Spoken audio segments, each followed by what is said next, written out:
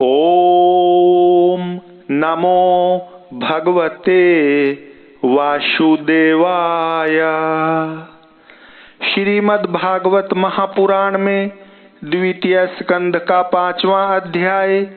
इस अध्याय में सृष्टि वर्णन है। नारद जी ने पूछा, पिताजी आप केवल मेरे ही नहीं सबके पिता समस्त देवताओं से श्रेष्ठ एवं सृष्टि करता है। आपको मेरा प्रणाम है। आप मुझे वह ज्ञान दीजिए जिससे आत्म तत्व का साक्षात्कार हो जाता है। पिताजी इस संसार का क्या लक्षण है, इसका आधार क्या है, इसका निर्माण किसने किया है, इसका प्रलय किसमें होता है, यह किसके अधीन है और वास्तव में यह है क्या वस्तु, आप इसका तत्व बतलाइए। आप तो यह सब कुछ जानते हैं, क्योंकि जो कुछ हुआ है, हो रहा है या होगा उसके स्वामी आप ही हैं। यह सारा संसार हथेली पर रखे हुए आंवले के समान आपकी ज्ञान दृष्टि के अंतर्गत ही है। पिताजी आपको यह ज्ञान कहाँ से मिला, आप किसके आधार पर ठहरे हुए हैं, आपका स्वामी कौन है और आपका स्वरूप क्या है। आप अकेले ही अपनी माया से पंचभूतों के द्वारा प्राणियों की सृष्टि कर लेते हैं। कितना अद्भुत है। जैसे मकड़ी अनायास ही अपने मुंह से जाला निकालकर उसमें खेलने लगती है, वैसे ही आप अपनी शक्ति के आश्रय से जीवों को अपने में ही उत्पन्न करते हैं और फिर आप में कोई विकार नहीं होता। जगत में नाम रूप और गुणों से जो कुछ जाना जाता है, उसमें मैं ऐसी कोई सत असत उत्तम मध्यम या अधम वस्तु नहीं देखता जो आपके सिवा और किसी से उत्पन्न हुई हो। इस प्रकार सबके ईश्वर होकर भी आपने एकाग्र चित्त से घोर तपस्या की। इस बात से मुझे मोह के साथ साथ बहुत बड़ी शंका भी हो रही है कि आपसे बड़ा भी कोई है क्या। पिताजी आप सर्वज्ञ और सर्वेश्वर हैं। जो कुछ मैं पूछ रहा हूँ वह सब आप कृपा करके मुझे इस प्रकार समझाइए कि जिससे मैं आपके उपदेश को ठीक ठीक समझ सकूं। ब्रह्मा जी ने कहा, बेटा नारद, तुमने जीवों के प्रति करुणा के भाव से भरकर यह बहुत ही सुंदर प्रश्न किया है, क्योंकि इससे भगवान के गुणों का वर्णन करने की प्रेरणा मुझे प्राप्त हुई है। तुमने मेरे विषय में जो कुछ कहा है, तुम्हारा वह कथन भी असत्य नहीं है, क्योंकि जब तक मुझसे परे का तत्व जो स्वयं भगवान ही है जान नहीं लिया जाता, तब तक मेरा ऐसा ही प्रभाव प्रतीत होता है जैसे सूर्य, अग्नि, चंद्रमा, ग्रह, नक्षत्र और तारे उन्हीं के प्रकाश से प्रकाशित होकर जगत में प्रकाश फैलाते हैं। वैसे ही मैं भी उन्हीं स्वयं प्रकाश भगवान के चिन्मय प्रकाश से प्रकाशित होकर संसार को प्रकाशित कर रहा हूँ। उन भगवान वासुदेव की मैं वंदना करता हूँ और ध्यान भी, जिनकी दुर्जय माया से मोहित होकर लोग मुझे जगत गुरु कहते हैं। यह माया तो उनकी आंखों के सामने ठहरती ही नहीं, झेप कर दूर से ही भाग जाती है, परंतु संसार के अज्ञानी जन उसी से मोहित होकर यह मैं हूँ, यह मेरा है, इस प्रकार बकते रहते हैं। भगवत स्वरूप नारद द्रव्य, कर्म, काल, स्वभाव और जीव वास्तव में भगवान से भिन्न दूसरी कोई भी वस्तु नहीं है।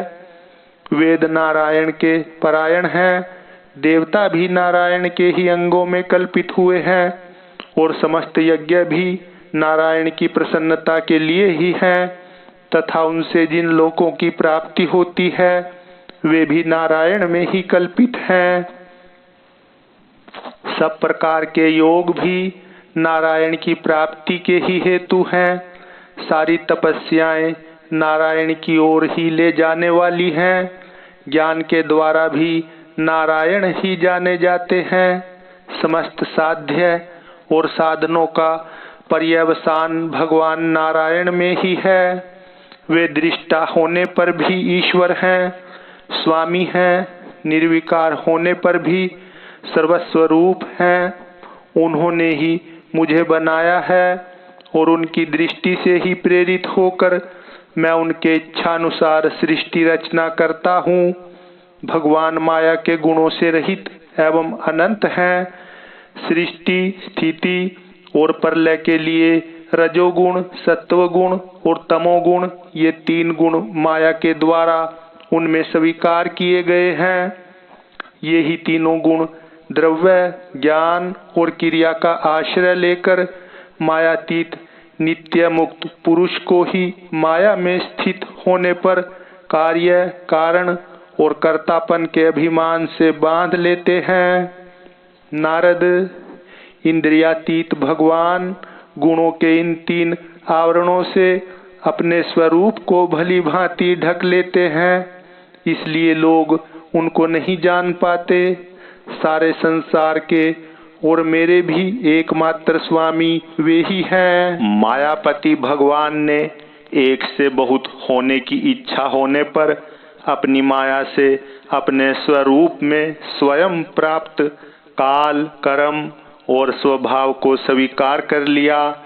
भगवान की शक्ति से ही काल ने तीनों गुणों में क्षोभ उत्पन्न कर दिया, स्वभाव ने उन्हें रूपांतरित कर दिया और कर्म ने महतत्व को जन्म दिया।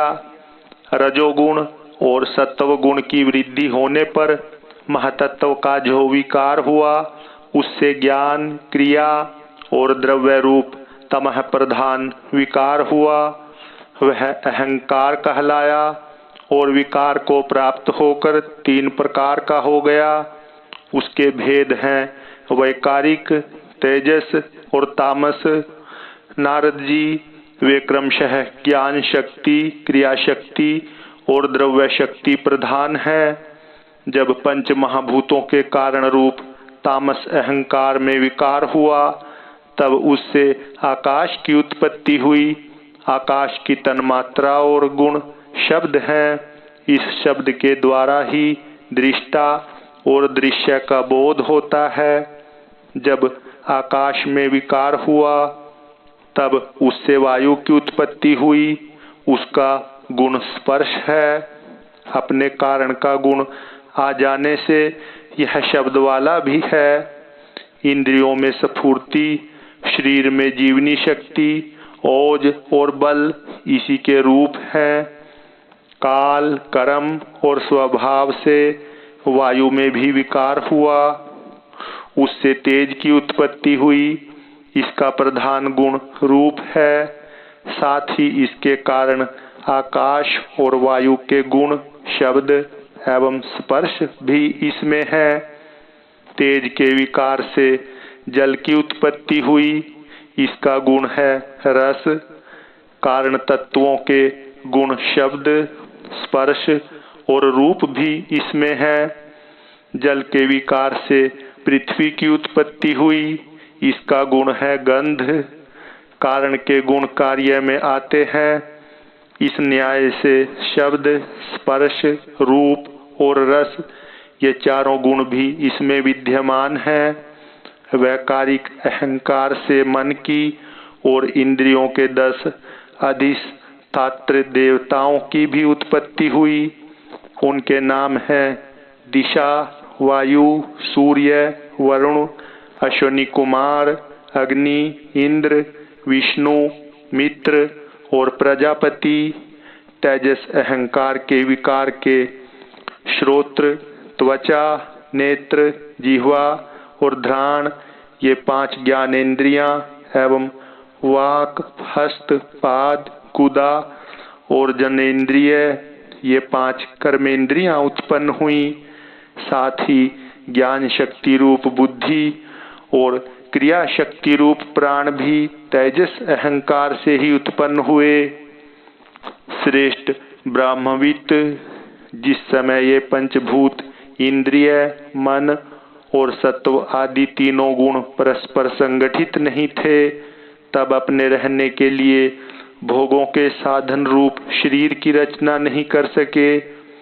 जब भगवान ने इन्हें अपनी शक्ति से प्रेरित किया, तब वे तत्व परस्पर एक दूसरे के साथ मिल गए और उन्होंने आपस में कार्य कारण भाव स्वीकार करके व्यष्टि समष्टि रूप पिंड और ब्रह्मांड दोनों की रचना की। यह ब्रह्मांड रूप अंडा 1 सहस्त्र वर्ष तक निर्जीव रूप से जल में पड़ा रहा। फिर काल, कर्म और स्वभाव को स्वीकार करने वाले भगवान ने उसे जीवित कर दिया।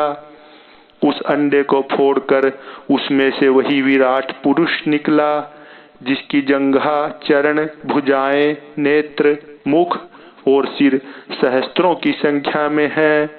विद्वान पुरुष उपासना के लिए उसी के अंगों में समस्त लोक और उनमें रहने वाली वस्तुओं की कल्पना करते हैं। उसकी कमर से नीचे के अंगों में 7 पाताल की और उसके पेडू से ऊपर के अंगों में 7 स्वर्ग की कल्पना की जाती है। ब्रह्मांड इस विराट पुरुष का मुख है, भुजाएं क्षत्रिय हैं, जांघों से वैश्य और पैरों से शूद्र उत्पन्न हुए हैं। पैरों से लेकर कटी पर्यंत 7 पाताल तथा भूलोक की कल्पना की गई है। नाभि में भूरलोक की, हृदय में स्वरलोक की और परमात्मा के वक्षस्थल में महरलोक की कल्पना की गई है। उसके गले में जनलोक, दोनों स्तनों में तपोलोक और मस्तक में ब्रह्मा का नित्य निवास स्थान सत्यलोक है।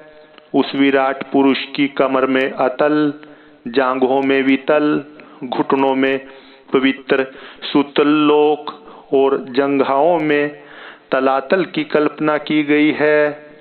एड़ी के ऊपर की गांठों में महातल, पंजे और एड़ियों में रसातल और तलवों में पाताल समझना चाहिए। इस प्रकार विराट पुरुष सर्वलोक में है। विराट भगवान के अंगों में इस प्रकार भी लोकों की कल्पना की जाती है कि उनके चरणों में पृथ्वी है, नाभि में भूरलोक है और सिर में स्वरलोक है। ओम जय श्री कृष्णा, जय श्री कृष्णा। हरे कृष्णा कृष्णा कृष्णा हरे हरे, हरे राम राम राम हरे हरे।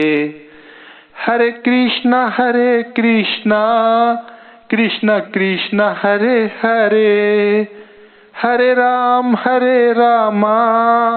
राम राम हरे हरे।